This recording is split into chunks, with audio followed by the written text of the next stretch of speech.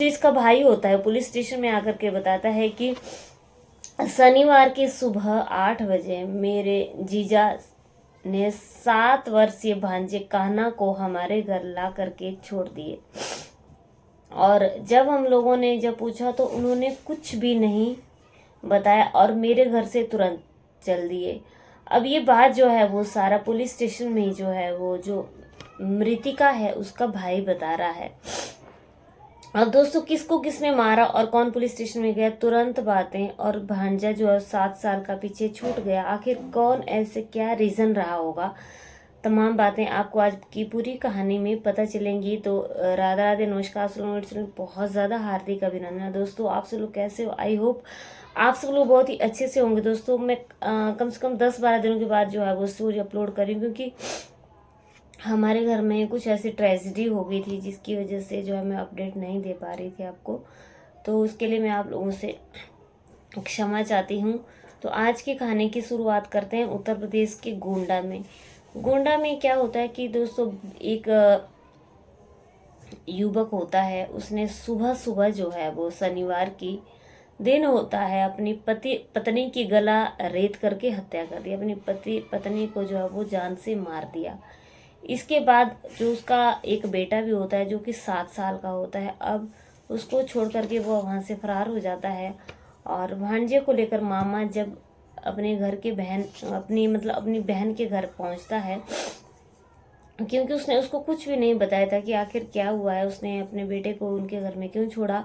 और जब मामा अपने भांजे को लेकर के उसके घर जाता है तो वो क्या देखता है वहाँ पे कि उसकी जो बहन थी वो एकदम खून से लथपथ उसकी बॉडी पड़ी हुई थी, चारों तरफ ब्लड बिखरा हुआ था। तो देख करके बहुत ज़्यादा हैरान हो जाता है कि ऐसे कैसे हो सकता है और उसका जीजा आखिर कहाँ गया। तो जीजा जो है वो वहाँ पे होता नहीं है। अब ये जो साला होता है वो अपने भांजों को लेकर तुरंत पुलिस स्टेशन जाता है और वहाँ पे उनके अपने भाई के अपने जीजा के खिलाफ जो है वो हत्या का मुकदमा दर्ज करता है। तो ये कहानी जो है वो उत्तर प्रदेश के गोंडा के नवाबगंज के कोल्हमपुर बाजार के गुनी राम की है। एक बार फिर से बता देती हूँ कि उत्तर प्रदेश के गोंडा के नवाबगंज में जो है वो एक बाजार लगता है कोल्हमपुर, वहाँ के गुनी राम ने वजीरगंज के मधवापुर की रहने वाली ये आरती होती है और ये गुनी राम होता है। इन दोनों ने जो है वो लव मैरिज की थी, इन्होंने 8 साल पहले कोर्ट मैरिज करते हैं ये, और इनकी शादी को 8 साल हो चुके होते हैं। तो इसके पहले भी इन दोनों के बीच में बहुत ज़्यादा झगड़े होते थे, बहुत ज़्यादा लड़ाइयाँ होती थी और आपसी जो है वो कई इनके आपस में झगड़े हुआ करते थे, जिन्हें परिवार के सदस्यों ने बहुत बार जो है वो सुलझाया होता है। लेकिन ये जो आरती होती है, इसके भाई का नाम विनय कुमार है, उन्होंने बताया कि शनिवार की सुबह जो है वो जो इसके जीजा होते हैं, इसके कान्हा जो है वो उसके भांजे का नाम है, जिसकी उम्र 7 साल है, को लेकर हमारे घर पे आ जाते हैं और वहाँ पे आकर के छोड़ देते हैं। जब हम ये लोग उनसे पूछने लगते हैं तो उन्होंने कुछ भी ये उनको नहीं बताते हैं और वहाँ से एकदम तुरंत चले जाते हैं। और जब ये चले जाते हैं तो इन लोगों को जो है वो शक पड़ना शुरू हो जाता है कि आखिर क्या हुआ। विनय कुमार बताते हैं कि ये अपने भांजे को लेकर के अपनी बहन जिसका नाम आरती होता है, आरती के घर पहुंचते हैं। जब ये आरती के घर पहुंचते हैं तो देखा कि उसके वहाँ पे डेड बॉडी पड़ी हुई है।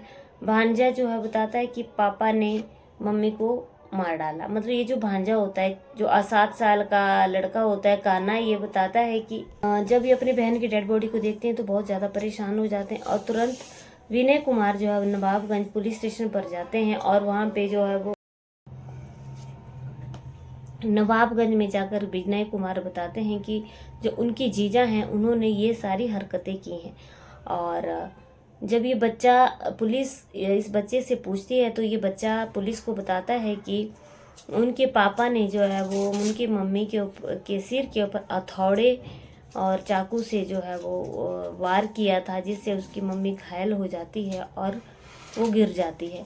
विनय कुमार ने तत्काल नवाबगंज पुलिस को इन तमाम बातों की सूचना दी।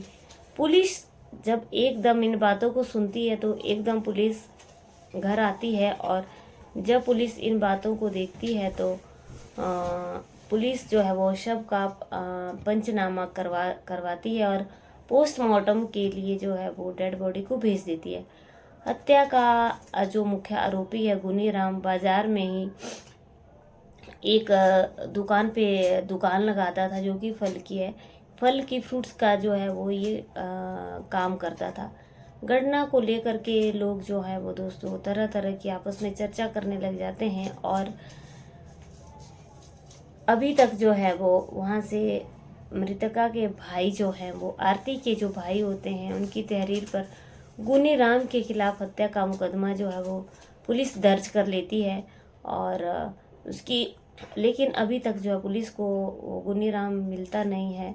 लेकिन पुलिस जो है वो अपनी एक टीम गठित कर लेती है और टीम गठित करने के बाद जो है वो उसको गिरफ्तारी के लिए अपनी टीम को लगा देती है। लेकिन अभी भी गुनीराम जो है पुलिस की गिरफ्त में दोस्तों नहीं आया है और कोलमपुर बाजार में जो है वो घटनास्थल का जो है पुलिस निरीक्षण करती है।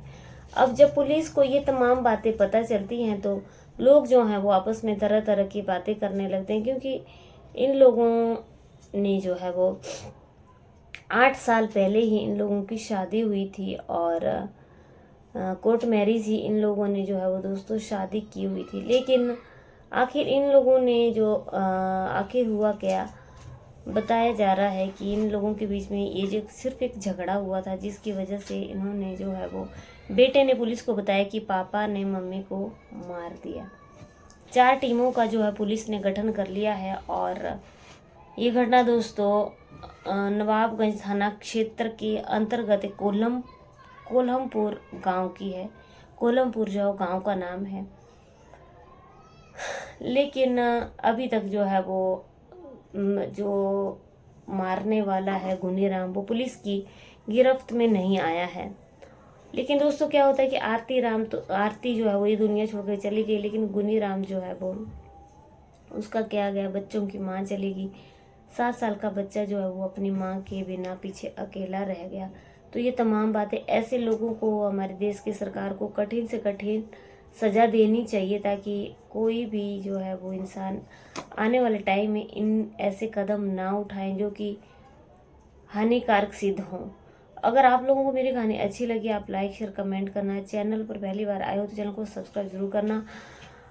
बाकी मैंने आज 12-13 दिन के बाद जो है वो कहानी डाली हुई है, क्योंकि दोस्तों मेरी मम्मी की सर्जरी हुई थी और जिसकी वजह से जो है ब्रेन की सर्जरी थी, मैं नहीं आ पाई वीडियो लेकर के कहानियाँ, क्योंकि मैं एकदम आउट ऑफ स्टेशन हो गई थी। तो उसके लिए मैं हाथ जोड़ के आप लोगों से माफ़ी चाहती हूँ। कल की कहानी में आप लोगों से फिर से मिलती हूँ, तब तक के लिए बने रहिए मेरे चैनल पर। जय हिंद, जय भारत।